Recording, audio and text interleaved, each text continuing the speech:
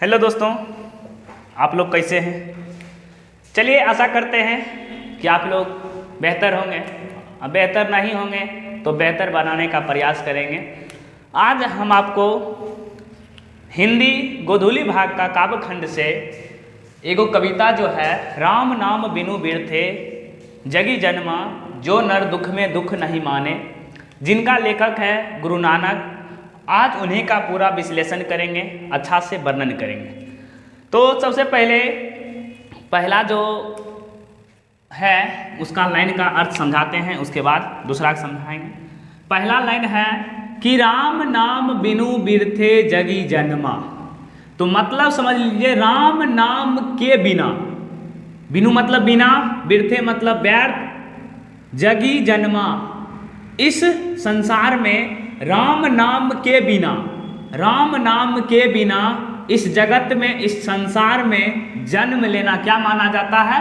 व्यर्थ माना जाता है। इस लाइन का अर्थ क्या हुआ कि राम नाम बिनु बिरथे जगी जन्मा जो नर दुख में दुख नहीं माने, वो तो अलग लाइन है। लेकिन पहला लाइन है राम नाम बिनु बिरथे जगी जन्मा। तो राम नाम के बिना इस जगत में, इस संसार में जन्म लेना क्या माना जाता है? व्यर्थ माना जाता है। तो चलिए इसका अब है फिर वही लाइन, राम नाम बिनु बिरथे जगी जन्मा। ठीक है, राम नाम के बिना इस संसार में, इस जगत में जन्म लेना क्या माना जाता है? व्यर्थ माना जाता है। बिखू खावै बिखू बोलै बिनु नावै निष्फल मटी भ्रमना, और पुस्तक पाठ व्याकरण बाखाना संध्या कर्म निकाल करे। अब बताइए कि बिखू मतलब जहर होता है। बिखू मतलब क्या होता है? जहर होता है कि आप जो खाते हैं, जो बोलते हैं, ठीक है, बिनु नावै निष्फल मटी भ्रमना। अब बताइए कि राम नाम के जाप आपके मुंह से नहीं होता है, आप जो बोलते हैं, जो खाते हैं, वो सब क्या होता है? निष्फल मतलब निष्फल हो जाता है। और मति जो होता है, मति आपका भ्रमण करते रहता है, इधर से उधर, इधर से उधर आपका मति जो होता है भटकते रहता है। अब बताइए कि पुस्तक पाठ व्याकरण बाखाना है, आप कितनों पुस्तक पढ़ लीजिए, कुरान पढ़ लीजिए, जो भी पढ़ना है पढ़ लीजिए, और संध्या का जो काम जो होता है कि सांझ को जो सांझ जिया जाता है, सांझ जो घर में ऐसे ऐसे कर कर और बाहर निकाला जाता है, ये सब के आगे राम का नाम का आप जाप नहीं करते हैं तो ये सब व्यर्थ माना जाता है। ठीक है, दंड कमंडल शिखा सुत धोती तीरथ गवनु अति भरवना करे।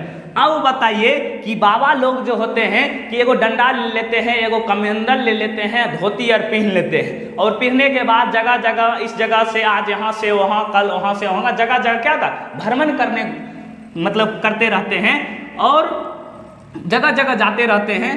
राम नाम बिनु शांति ना आवे। ठीक है, अब बताइए कि राम नाम के बिना शांति नहीं आता है। ठीक है, शांति ना आवे जपी हरि हरि नाम सुपारे। ठीक है, अब बताइए कि हरि हरि का जो जाप करता है उसका पाँव का पूजन किया जाता है, उसका पाँव का पूजा किया जाता है। ठीक है, जटा मुकुट तन भस्म लगाई बसन छोड़ी तन तन नगन भया।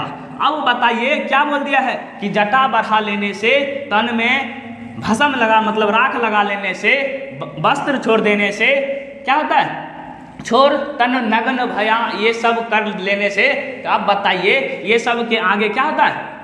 आप जब वस्त्र को छोड़ दीजिएगा, मतलब शरीर में राख लगा लीजिएगा, ये सब के आगे राम नाम का जाप अगर नहीं करिएगा, ये सब कर लीजिएगा, तो मुक्ति आपको कहाँ से मिलेगा?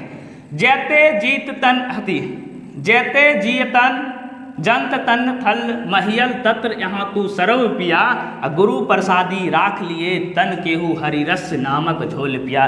तो गुरु नानक साहब कह रहे हैं कि हम जो गुरु हरिरस का जो प्रसाद था जो, वो हम पी लिए हैं और आपको भी पीने का अनुमति दे रहे हैं गुरु नानक जी। ठीक है, जो नर दुख में दुख नहीं माने। ठीक है, जो नर, ठीक है, जो नर, जो पुरुष दुख में दुख नहीं, मतलब कि सुख और दुख में एक समान रहे। क्या रहे? एक समान रहे। ठीक है, सुख सने अरूप है नाही जाके कंचन माटी जाने। ठीक है, अब बताइए कि सुख का, दुख का, भय का, ये सब का परवाह जिस व्यक्ति पर नहीं पड़ता है, और जो व्यक्ति कंचन, ठीक है, कंचन मतलब सोना को माटी जाने, ठीक है, माटी समझे, उसी के अंदर क्या होता है? ब्रह्म का निवास होता है। निंदा आदि, ना ही निंदा ना ही स्तुति और ना ही कुछ उस पर, उस व्यक्ति पर ना ही बड़ाई का प्रभाव पड़ता होगा, ना ही किसी का निंदा करता होगा। ठीक है, निंदा से लोभ मोह अभिमाना। अब बताइए, ना उसके अंदर क्या हो? घमंड हो।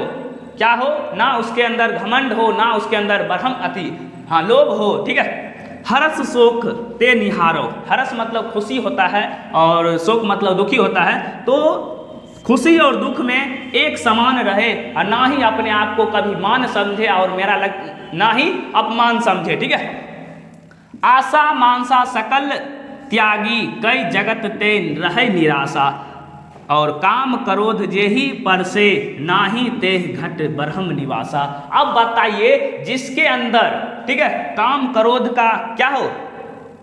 हाँ, स्पर्श ना हो, काम क्रोध का स्पर्श ना हो, उस जिस मनुष्य पर काम क्रोध का स्पर्श ना हो, उसी के अंदर, ठीक है, उसी का अंदर क्या होता है? ब्रह्म का निवास होता है। उसी के अंदर क्या होता है? ब्रह्म का निवास होता है। गुरु कृपा जेहि नर पर नर पै किन्हीं तिन तिन यह जुगती पिछानी। और जिस व्यक्ति पर गुरु की कृपा हो जाता है, जिस व्यक्ति पर गुरु का कृपा हो जाता है, वो संसारिक मोह माया वातावरण, जो भी संसारिक वातावरण होता है, उससे क्या होता है? मुक्ति मिल जाता है इनको। ठीक है, गुरु नानक लीन भयो, गुरु नानक लीन भयो गोविंद सो जयो पानी संग पानी। और नानक जी लीन हो गए हरि रस में। ठीक है, और किनके साथ? गुरु गोविंद के साथ, जैसे कि पानी और पानी। ठीक है, जैसे कि पानी और पानी। आप बताइए कि पानी अपना नाम और रूप रंग जो भी होता है सब त्याग कर कहाँ मिल जाता है? समुद्र में मिल जाता है। उसी प्रकार नानक जी किनके साथ? गुरु गोविंद के साथ भक्ति में लीन हो गए थे। एक बार और चर्चा कर देते हैं। राम नाम बिनु बिरथे जगी जन्मा। राम नाम के बिना इस संसार में, इस जगत में जन्म लेना क्या माना जाता है? व्यर्थ माना जाता है। अब राम नाम का जाप नहीं करिएगा, क्या होगा? आप जो भी बोलिएगा, जो भी खाइएगा, सब क्या होगा? जहर के समान हो जाएगा। आप कितनों पुस्तक पढ़ लीजिए, कितनों व्याकरण पढ़ लीजिए, अगर राम नाम का जाप अगर नहीं करते हैं, ये सब क्या माना जाता है? व्यर्थ माना जाता है। अब बताइए कि एगो डंडा ले लेंगे, एगो कमंडल ले लेंगे और जगह जगह क्या करेंगे? तीर्थ यात्रा पर जाएंगे, ये सब भी क्या माना जाता है? व्यर्थ माना जाता है। क्या माना जाता है? व्यर्थ माना जाता है, जब आप राम नाम का जाप नहीं करेंगे तब। ठीक है, अब बताइए कि राम नाम बिनु शांति न आवे। राम नाम के बिना शांति नहीं आता है। ठीक है, हाँ, जब भी हरि हरि रस, जो राम, अब बताइए, जो हरि हरि का जाप करता है और जो राम नाम का जाप करता है, उसका पाँव पूजा जाता है। ठीक है, उसका क्या किया जाता है? पाँव पूजा जाता है। ठीक है, जटा मुकुट तन भस्म लगाई बसन। अब बताइए कि जटा बढ़ा लेने से, तन में राख लगा लेने से, ठीक है, बसन छोड़ देने से, ठीक है, जेते, हाँ, जेते जीत तन, हाँ जी, हाँ, जैते जी जंत तन अति जल थल महियल जत्र तत्र वहाँ सरब बिया। जितना भी जीव जंतु इस धरती पर रह रहा है, और गुरु प्रसादी राख लिए जन केहू हरिरस नामक झोल पिया।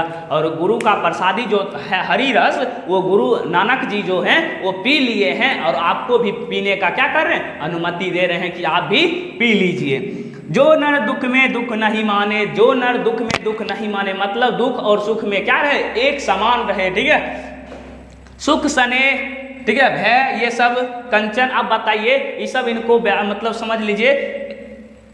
हाँ, सुख सने अरूप है ना ही जाके कंड। जो व्यक्ति सुख में दुख में बिल्कुल एक समान रहे, ठीक है, ना ही अपना बड़ाई में कुछ, हाँ, कंचन माटी जाने। ठीक है, कंचन को क्या समझे? माटी समझे। ठीक है, लोहाती, हाँ, सोना को क्या समझे? माटी समझे। ना ही निंदा, ना ही स्तुति, ना ही बड़ाई से इसको कोई मतलब नहीं है। ठीक है, संसारिक, हाँ, हर्ष शोक। अब बताइए, खुशी और दुख में क्या रहे?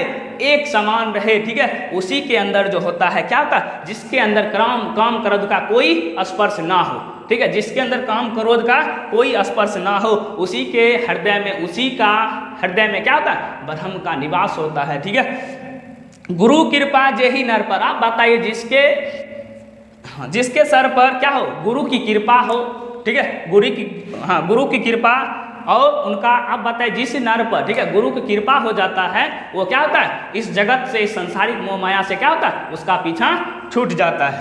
नानक लीन भयो गोविंद सो जयो पानी संग पानी। अब बताइए कि क्या बोले हैं कि नानक जी लीन हो गए, ठीक है, कौन सा, राम नाम के जाप में, किनके साथ, गुरु गोविंद के साथ, जैसे पानी और पानी। ठीक है, अब बताइए पानी अपना नाम और रूप को छोड़कर क्या था, समुद्र में लीन हो जाता है, उसी प्रकार क्या भक्ति में, हरिरस में लीन हो गए गुरु नानक और गोविंद जी। ठीक है, चलिए आशा करते हैं आप लोग समझ गए होंगे।